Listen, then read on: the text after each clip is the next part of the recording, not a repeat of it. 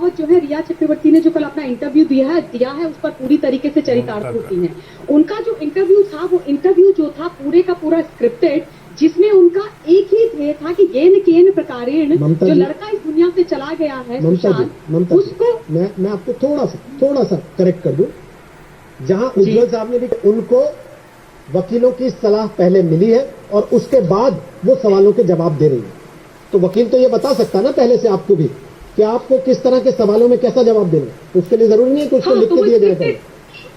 नहीं तो वो देखिए वो स्क्रिप्टेड ही हुआ ना। तैयारी तो हर आदमी करता है ना। आप भी अगर टीवी पर आती हैं, आप अपने फैक्ट्स कलेक्ट करती हैं बैठने से पहले, मैं भी करता हूँ। करते हैं, लेकिन रोहित जी एक मिनट मुझे 30 सेकंड दीजिए। देखिए जो कल मैंने जो देखा है उसमें रिया का जो पूरा ध्यान था वो ये था कि एक तो वो लड़का जो दुनिया से चला गया, जिसको उसने डिप्रेस्ड घोषित कर दिया, स्किज़ोफ्रेनिक घोषित कर दिया, बाइपोलर घोषित कर दिया। उस श्रृंखला में उसने उस पर 2 इल्जाम और लगा दिए कि वो जो था क्लस्ट्रोफोबिक था इसलिए वो मोडाफिनिल लेता था, और दूसरा वो ड्रग एडिक्ट भी था। आप सोचिए जो बच्चा इस दुनिया में नहीं है उस पर इतने 2 बड़े और इल्जाम लगा दिए आपने, पहली बात। दूसरी बात, कैरेक्टर असैसिनेशन चलता रहा लगातार थ्रू आउट द इंटरव्यू। उसके परिवार का, पिता के बारे में बोला गया कि उनके पिता को कैसे पता था कि 15 करोड़ रुपए सुशांत के पास था, वो कैसे इस बात की जानकारी रख सकते हैं। बहन के बारे में फिर से कल उसने बोला कि उनकी बहन ने जो है मुझे मॉलेस्ट किया। अगर मॉलेस्ट किया तो मेरा प्रश्न है कि आप छोड़ के क्यों नहीं गई। खैर उसके बाद उन्होंने ये बोला कि डिप्रेशन का जो कारण था, उसकी जो मानसिक स्थिति का कारण था वो उसकी माँ थी, जो माँ इतने समय पहले इस दुनिया को छोड़ के चली गई, जिनका स्वर्गवास हो गया।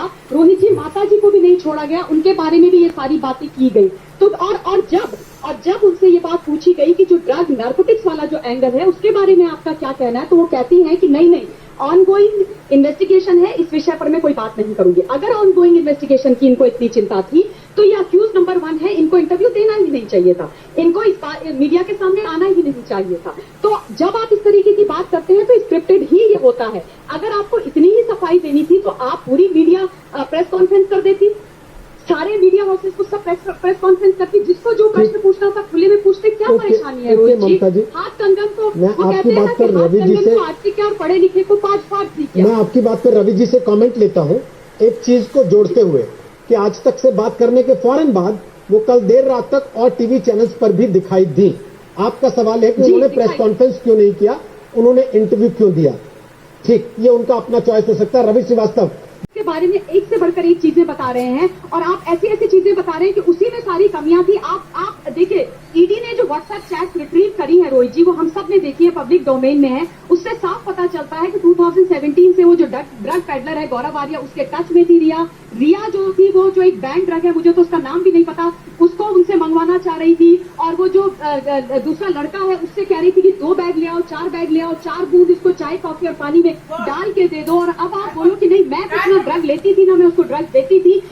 सुशांत जो है वो ड्रग्स करता था, वो ड्रग एडिक्ट था और वो ये सारी चीजें कर रहा है, ये गलत है। और बाइक में उसका एक इंटरव्यू जिसमें वो साफ कहता है कि आई एम टी टोटल। खैर हम उस चीज में नहीं पढ़ना चाहते, पर बात ये है कि आप उसके नाम पर, उसके परिवार के नाम पर इतना झूठ मत बोलिए। और दूसरी बात रोहित जी, जब सच्चाई हम लोग निकाल रहे थे या आप लोग निकाल रहे थे वो मीडिया ट्रायल हो जाता है, और जब आप ऐसी हरकतें करेगी रिया चक्रवर्ती तो वो मीडिया ट्रायल नहीं है क्या? ठीक है, मैं भी यही बोलना चाहती थी कि 15 मिनट के अंदर अगर वहाँ के गृह मंत्री जी और बाकी लोग ये बोल सकते हैं कि आत्महत्या है, तो उन्होंने किस बेसिस और किस बिना पे बोले? देखिए किसी हिंदुस्तान के किसी भी नागरिक को मुंबई पुलिस को कटघरे में करने का कोई शौक नहीं है। हम जानते हैं कि मुंबई की वो पुलिस जिससे कभी एक जमाने में माफिया और अंडरवर्ल्ड वाले डरते थे, उनकी एक लेगेसी है। लेकिन प्रश्न ये है कि आज कुछ जो सीनियर कॉप्स हैं या जो कुछ कॉप्स हैं मुंबई के अंदर, उनको ऐसा क्या हो गया है कि उन्होंने उस लेगेसी को ध्वस्त कर दिया है। खाकी और खादी किसको बचा रहे? नार्कोटिक्स का एक इतना बड़ा ये नजारा मंजर जो सामने आया है, उससे अब ये भी समझ में आता है कि देखिए बॉलीवुड के अंदर रोहित जी ये जो ड्रग्स और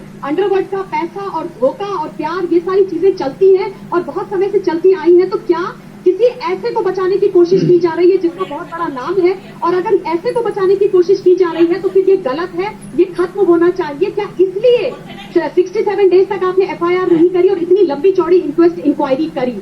दूसरी बात रिया की कि उसका परिवार उसके साथ रहना ही नहीं चाहता था। वो आते थे और विद इन नो टाइम में नहीं रुकना चाहती थी क्योंकि मुझे वहाँ के डिजाइन पसंद नहीं आया और मुझे लगा वो हॉन्टेड था। लेकिन सुशांत ने इंसिस्ट किया कि वो वहाँ पर रहना चाहता है। वो रात भर डरा, वो सोया नहीं, उसको बहुत गंदी feeling I, but in spite of that वो इंसिस्ट करते रहे कि उनको वहाँ पर रहना है। अगेन इसको कैरेक्टर असैसिनेशन कहते हैं रोहित जी। जो बच्चा इस दुनिया में नहीं है, आप उसके नाम पर बिल फाड़ रहे हो कि वहाँ पर ये हुआ, क्योंकि अब यूरोप में सच्चाई बताने वाले सिर्फ 3 लोग हैं, शोभित चक्रवर्ती, रिया चक्रवर्ती और सुशांत। शांत से बात करो। शांत रहते हैं, इसको भी तो भी आप रवि उन्हीं जी। की भाषा बोलेंगे ना। रवि जी, रवि जी, रवि जी।